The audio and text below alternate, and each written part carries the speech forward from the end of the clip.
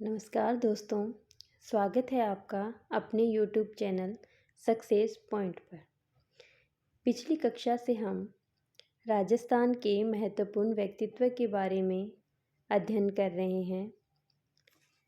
तो उसी श्रृंखला में आज हम ठाकुर केसरी सिंह बारट के बारे में जानेंगे।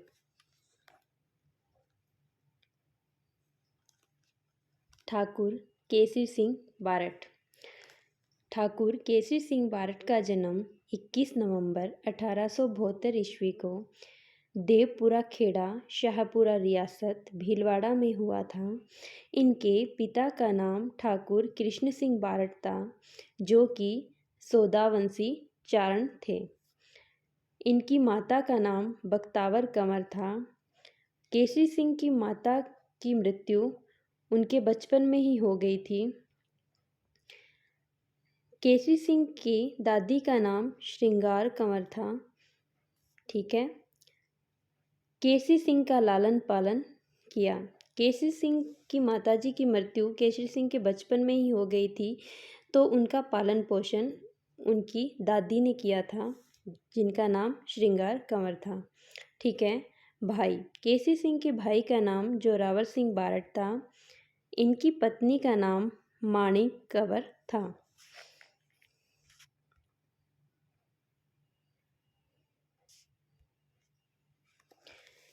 इनके पुत्र का नाम कुंवर प्रताप सिंह बारट था, जिन्होंने राजस्थान की क्रांति में महत्वपूर्ण भूमिका निभाई थी। ठीक है। केसरी सिंह बारट का उपनाम राजस्थान केसरी है।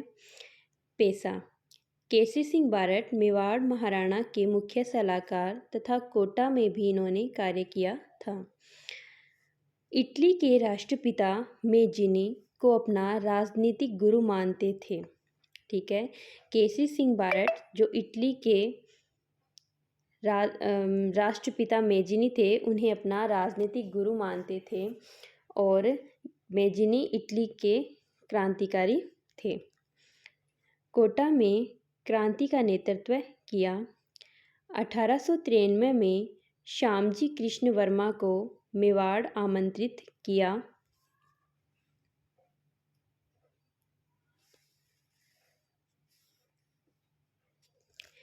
1903 में मेवाड़ महाराणा फतेह सिंह को लॉर्ड कर्जन द्वारा बुलाई गई बैठक दिल्ली दरबार में भाग लेने से रोकने के लिए चेतावनी राज चुंगटिया नामक 13 सोरठे लिखे। ठीक है।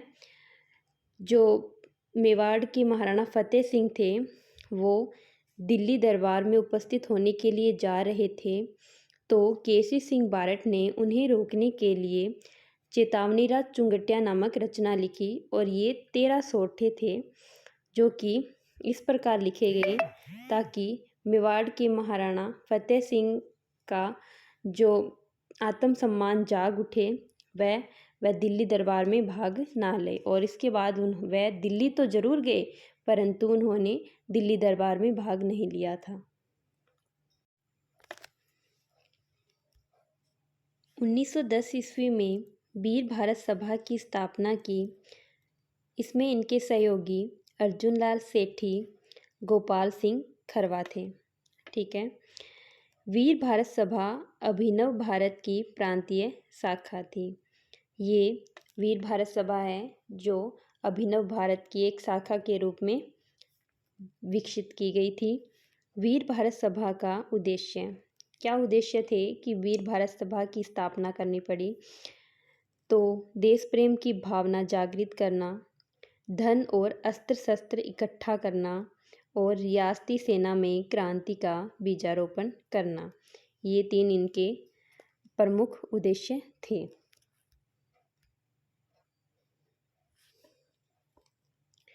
आगे है महंत प्यारेलाल हत्याकांड। ये हत्याकांड 1912 ईस्वी में कोटा में हुआ था।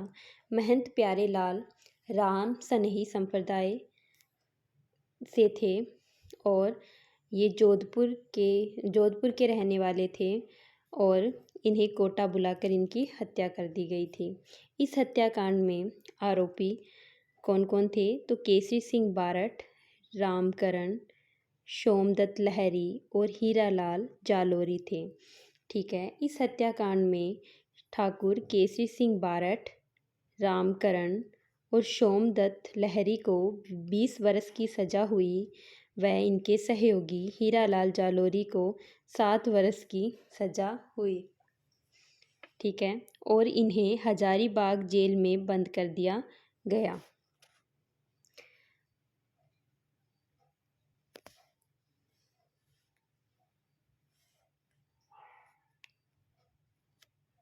उन्नीस सौ 19 अमृतसर अधिवेशन में बाल गंगाधर तिलक ने केसरी सिंह की रिहाई का प्रस्ताव रखा। ठीक है, तो बाल गंगाधर तिलक ने केसरी सिंह की रिहाई का प्रस्ताव रखा अमृतसर अधिवेशन के दौरान कि इनकी जो सज़ा है वो माफ़ कर दी जाए और इन्हें जेल से रिहा कर दिया जाए। ठीक है, 1920 में जेल से रिहा हुए। ठीक, इनकी अवधि तो पूर्ण नहीं हुई थी, परंतु इन्हें पहले ही जेल से रिहा कर दिया गया क्योंकि इन्होंने अंजल त्याग दिया था और इनकी तबीयत बिगड़ने लगी तो इन्हें जेल से रिहा कर दिया गया।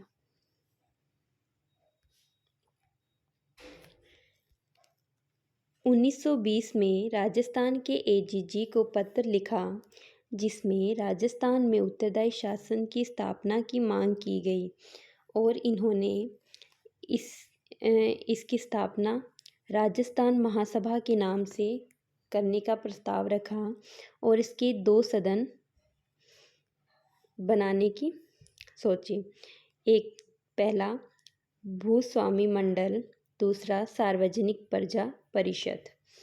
ठीक है, सेठ जमनालाल बजाज के आग्रह पर केसरी सिंह बारठ वर्धा में के विजय सिंह पथिक के साथ मिलकर राजस्थान केसरी नामक समाचार पत्र निकाला जिसके संपादक कौन थे? विजय सिंह पथिक। वर्धा में गांधी जी के संपर्क में आए। ठीक है, तो केसरी सिंह बारठ गांधी जी के संपर्क में कब आए? वर्धा में आए थे। ठीक है, 1920 में कलकत्ता अधिवेशन में भाग लिया। केसरी सिंह बारठ ने किस अधिवेशन में भाग लिया था? कलकत्ता अधिवेशन में 1920 ईस्वी में। राजस्थान सेवा संघ व राजपूताना मध्य भारत सभा से जुड़े रहे। इनकी रचनाएं कुछ प्रमुख रचनाएं हैं। चेतावनी राज चुंगटिया, प्रताप चरित्र, राज सिंह चरित्र, दुर्गादास चरित्र, रूठी रानी, श्यामलदास की जीवनी, अश्वघोष की पुस्तक बुद्ध चरित्र का हिंदी अनुवाद किया, मेजिनी की जीवनी का हिंदी अनुवाद किया, जो कि मेजिनी को ये अपना राजनीतिक गुरु भी मानते थे। ठीक है, मेजिनी की जीवनी विनायक दामोदर सावरकर ने लंदन में पढ़ाई के दौरान मराठी भाषा में लिखी थी और गुप्त रूप से बाल गंगाधर तिलक को भेज दी। ठीक है, क्योंकि इस पुस्तक पर अंग्रेजों ने प्रतिबंध लगा रखा था।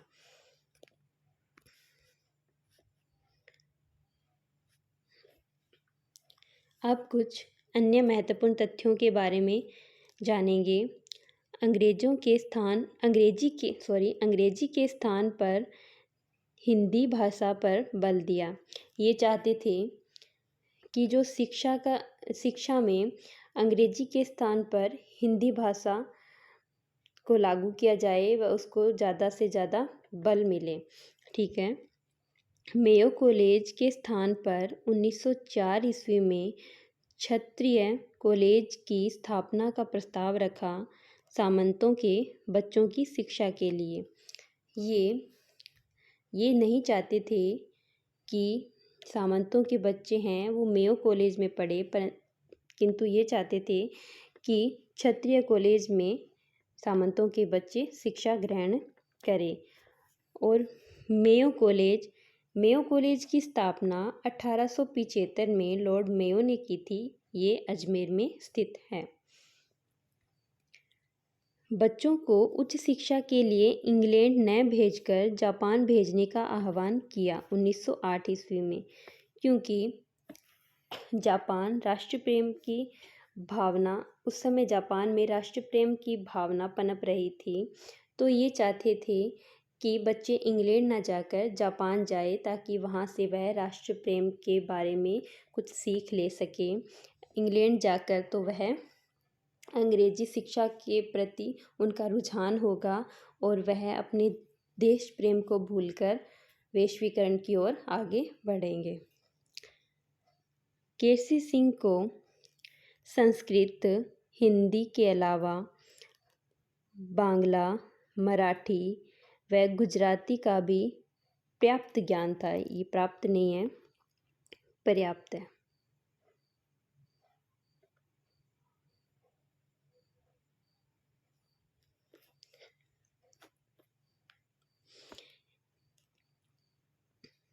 केसी सिंह इतिहास, दर्शन, मनोविज्ञान, खगोल शास्त्र, ज्योतिष शास्त्र के ज्ञाता थे। 1903 में अक्षर स्वरूप पर शोध किया था इन्होंने। 1903 में अक्षर स्वरूप पर शोध किया था। इनकी मृत्यु 14 अगस्त 1941 में हुई थी। इसके अलावा इनके पिता राजपूताना, इनके पिता की प्रमुख पुस्तक थी राजपूताना का अपूर्व इतिहास, और इन्होंने एक पुस्तकालय की भी स्थापना की थी जिसका नाम था कृष्ण वाणी विलास। ठीक है। और इनके जो दामाद थे उन्होंने भी क्रांति में हिस्सा लिया था। इनके दामाद का नाम था ईसरदान आसिया। क्या था? ईसरदान आसिया।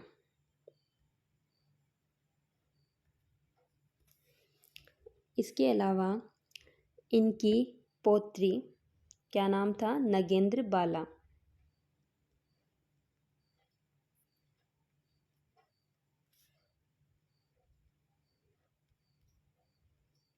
जो कि कोटा की जिला प्रमुख बनी 1960 ईस्वी में।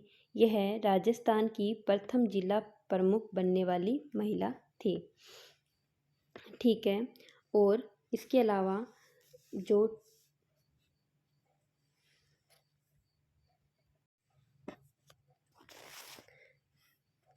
इनके बारे में, यानी ठाकुर केसी सिंह बारट के बारे में रासबिहारी बोस का कथन है कि ठाकुर केसी सिंह बारट एकमात्र ऐसे व्यक्ति है जिन्होंने भारत माता की दास्ता की श्रृंखला को काटने के लिए अपने पूरे परिवार को युद्ध की ज्वाला में झोंक दिया। तो दोस्तों, ये थे ठाकुर केसरी सिंह बारट। मैं आशा करती हूँ कि आपको ये श्रृंखला बहुत ही पसंद आ रही होगी, आप इससे बहुत कुछ सीख रहे होंगे। तो धन्यवाद दोस्तों। हमारे चैनल को लाइक कीजिए, कमेंट कीजिए, शेयर कीजिए और सब्सक्राइब कीजिए। और कमेंट में बताइए कि आपको अगला कौन से व्यक्तित्व के बारे में जानना है। कमेंट कर दीजिए आप। तो जय हिंद, जय भारत।